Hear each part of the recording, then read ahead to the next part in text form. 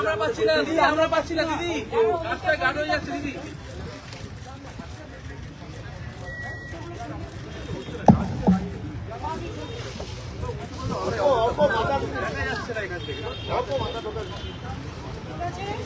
একটু আমরা পাচ্ছি দিদি, একটু ডান দিকে আপনার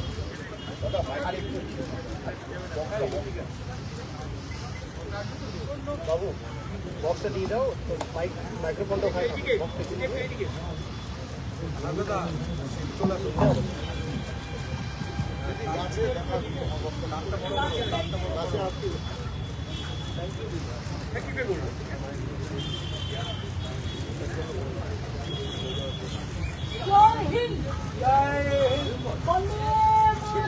वंदे मातरम,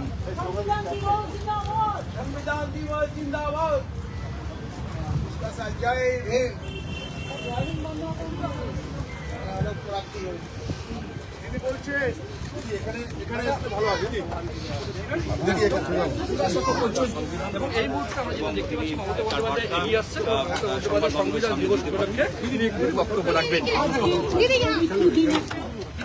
বিশেষ করে ভারতবর্ষের স্বাধীনতা আন্দোলন, গণতন্ত্র, ধর্মনিরপেক্ষতা, দেশপ্রেম, ভারতবর্ষের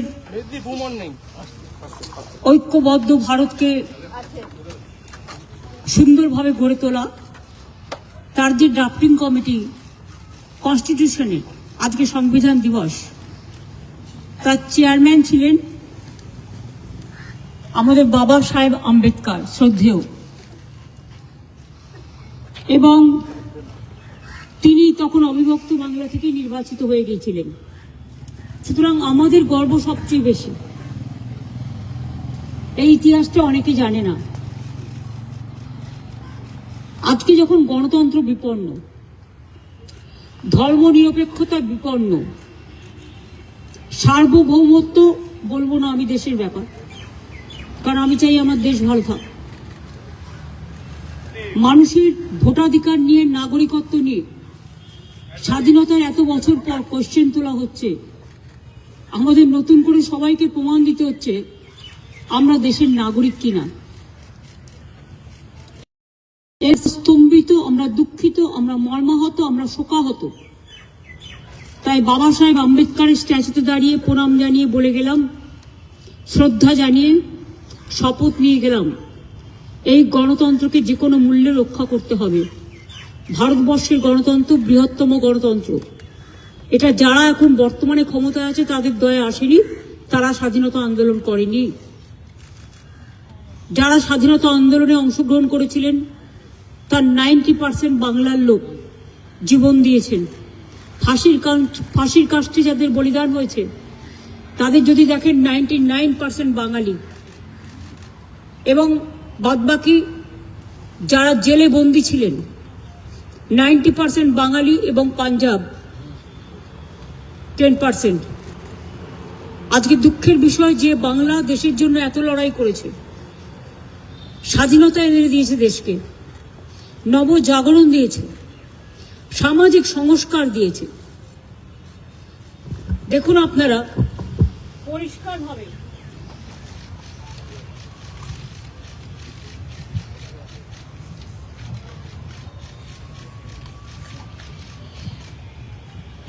হিন্দিতে করে নিয়েছে, এটা বাংলা ইংরেজি বই আনবে তারা, এই আইএনসিটা যে কি করে ভগবান।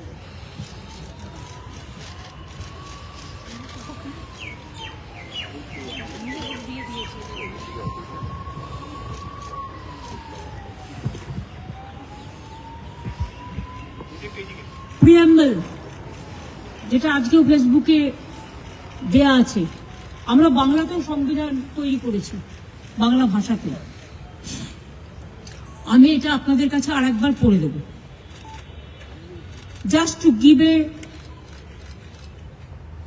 Positive reminder to defend democratic rights of the people. জনগণের গণতন্ত্র রক্ষা করার জন্য এবং ধর্মনিরপেক্ষতা স্বাধীনতা রক্ষা করার জন্য। পরিষ্কার কি বলছে Indian constitution? We the people of India,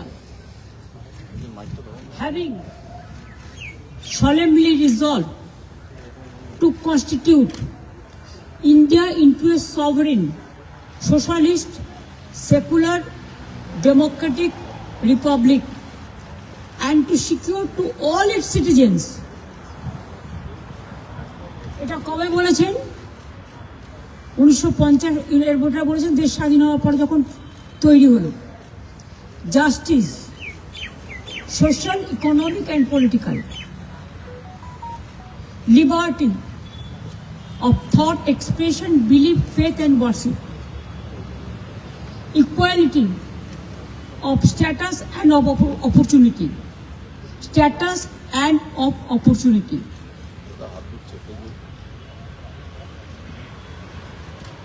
and to promote among them all fraternity, assuring the dignity of the individual and the unity and integrity of the nation. In our Constitution Assembly, this 26th day of November 1949, do hereby adopt, enact and give to ourselves this Constitution. পরিষ্কার, এর থেকে বেশি কিছু বলার প্রয়োজন নেই। কিন্তু আজকে একটা সংবাদপত্র দেখলাম, সঠিক কিনা আমি জানি না, আমি এমপিদের কাছে খোঁজ নেব, যে জয় হিন্দ বলা যাবে না সংসদে, বন্দে মাতরম বলা যাবে না। বন্দে মাতরম তো ন্যাশনাল সং, আমাদের সবার স্লোগান তো বন্দে মাতরম। যারা স্বাধীনতা আন্দোলন করেছিলেন তাদের স্লোগান ছিল বন্দে মাতরম। কি করে ভুলে যাচ্ছে? তার মানে কি বাংলার আইডেন্টিটি নষ্ট করতে চায়? এটা ভুলে যাচ্ছে বাংলা ভারতের বাইরে নয়। Very much Bangla, we are the part and parcel of India, and we are proud to say that Bengal always fight for the democracy, the secularism, the unity in diversity of our country. What our Constitution had given us and adopted the Constitution. Today is the Constitution Day. আমরা দুঃখের সাথে লক্ষ্য করছি মানুষের গণতান্ত্রিক অধিকার কেড়ে নেওয়া হচ্ছে, ভোটাধিকার কেড়ে নেওয়া হচ্ছে, ধর্ম নিরপেক্ষতা কেড়ে নেওয়া হচ্ছে, জাতি জাতিতে ভাগ করে দেওয়া হচ্ছে, সর্বজাতি ধর্ম বর্ণ নির্বিশেষে সকলে আজকে নিপীড়িত হচ্ছে, নিঃশেষিত হচ্ছে, কুৎসিত ভাষায় আক্রমণ চলছে।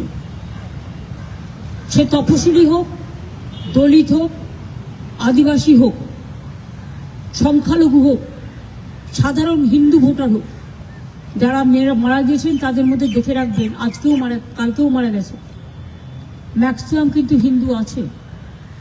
আসামের ক্ষেত্রেও যাওয়া হয়েছিল। এটা হিন্দু মুসলমানের ব্যাপার নয়, এটা নাগরিকত্বের ব্যাপার। আমরা সবাই এক, এটা মাথায় রাখতে হবে। এবং যেভাবে গণতন্ত্রকে লুণ্ঠিত করা হচ্ছে, নাগরিক অধিকারকে নিয়ে সবাইকে আজকে জীবন মৃত্যু পায়ের মৃত্যু করে দাঁড় করিয়ে দিয়েছে। কালকে আমার কয়েকজন যারা ঢাক বাজাচ্ছিলেন তারা কাঁদছিল যখন মিছিল শেষ হয়ে গেছে। তখন আপনারা হয়তো অনেকে দূরে ছিলেন, গাড়িতে ছিলেন, হাউমাউ করে কাঁদছে, বলছে মা বাঁচান। সেই কান্না, বুক ফাটা কান্না, সেই আত্মনাদ আপনারা না দেখলে বুঝতে পারবেন না। এবং যারা এটাকে নিয়ে রাজনীতি করছে সেটা আমাদের দেশের পক্ষে লজ্জা। আপনারা দেখেছেন बिहारे जितবার পর কালকে बिहारे कितना बिहार वासियों को घर बाड़ी सब तोड़ दिया। ये क्या बीजेपी के यही हालचाल है? चुनाव का पहले 10,000, चुनाव का बाद में पूरा लूट लो, झूठा लूट, यही चल रहा है देश में। इसको खिलाफ में सबको एक होना पड़ेगा।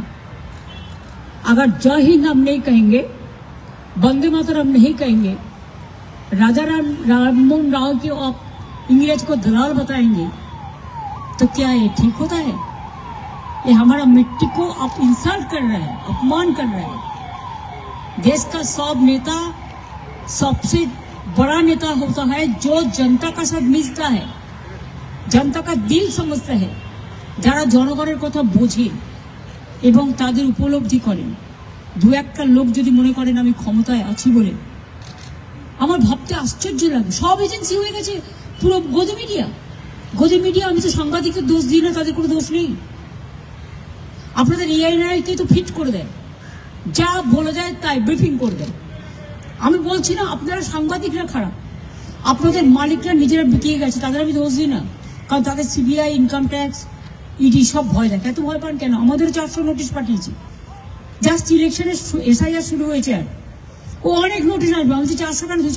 তুই সরি, আমি এটা উইথড্র করছি, এটুকু বাদ দেবেন আশা করি এডিট করে, যে তুই আমাদের, মানে তোমরা, আপনারা বাবু মহাশয়েরা, ভালো ভাষায় বলছি, আপনারা একটা কাজ করুন,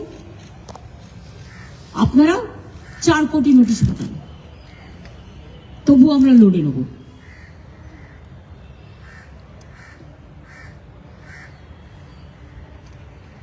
এদের জন্য ধিক্কার দেওয়া ছাড়া আমার আর কিছু নেই।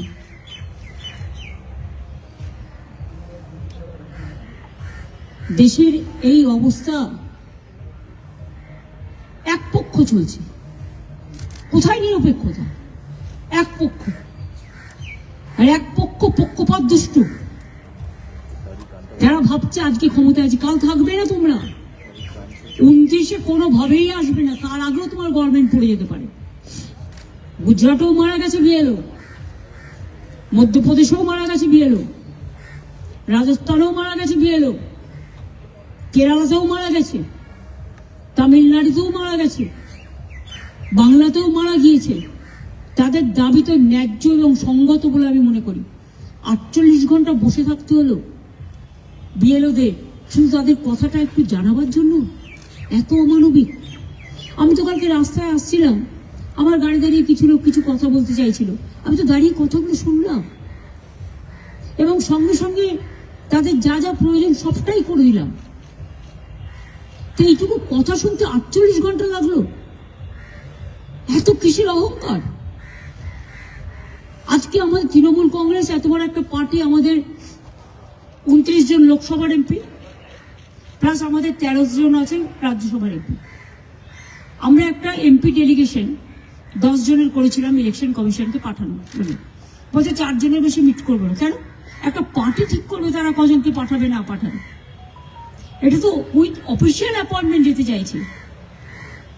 সেখানেও কোয়েশ্চেন। কালকে 3 জনকে লাস্ট অব্দি একজনকে ডেকেছে, তারপরে পুলিশ রিকোয়েস্ট করায় 2 জনকে ডেকেছে। আরে 48 ঘন্টা তাদের বসে থাকতে হলো শুধু একটু কথা বলবে বলে? তা মানুষ তার অভিযোগ জানাবে না? বিএলওরা আজকে মারা যাচ্ছে, বিএলওদের আজকে তারা তাদের সার্ভার কাজ করছে না, আপলোড করতে পারছে না, কোনো প্ল্যান উপায় কিছু হয়নি। আমরা বলছি তো 3 বছর সময় নিয়ে করো, আমাদের কোনো আপত্তি নেই। তুমি 3 বছরের কাজটা 2 মাসে কি করে করতে পারো? এখন চাষের মরশুম, একদিকে চাষিরা মাঠে আছে, অনেক লোকজন কাজে বেরিয়ে যায়। আপনারা সাংবাদিকরা বলুন না, আপনারা সকালে বেরিয়ে আসেন, রাতে বাড়ি যান, তো আপনার বাড়িতে কেউ গেল, গিয়ে পেল না, আর এনুমারেশন ফর্ম দিয়ে দিলাম বাড়িতে, মানে এটা নয়। আমি তো প্রেস কনফারেন্সের এটা দেখলাম, কোথাও কোথাও দেখিয়েছে 115%। 115 এটাও তো রং। তার মধ্যে টোটালটাই গায়ের জোর চলছে। বিহার জ্বলন্ত প্রমাণ।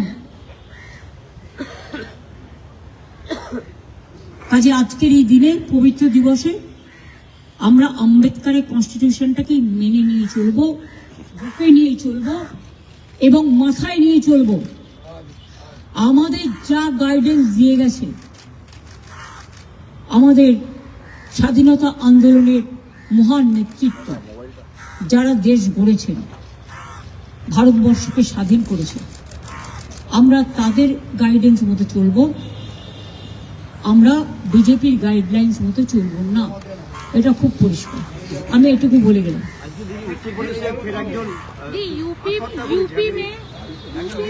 হ্যাঁ, ইউপিতেও মারা গেছে, বিহারেও মারা গেছে, রাজস্থানেও মারা গেছে, মধ্যপ্রদেশেও মারা গেছে।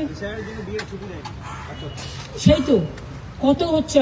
আমি তো সেটাই তো কালকে বলতে গেছিলাম যে আত্মহত্যা করবেন না, কারণ একটা জীবন অনেক দামি, অমূল্য জীবনগুলো ফুরিয়ে যাচ্ছে। আর এই যে একটা মায়া নেই, 48 ঘন্টা লাগলো খুদে নেতাকে, খুদে কুর্সিবাবু 48 ঘন্টার মধ্যে বসিয়ে রাখলেন বিএলওদের।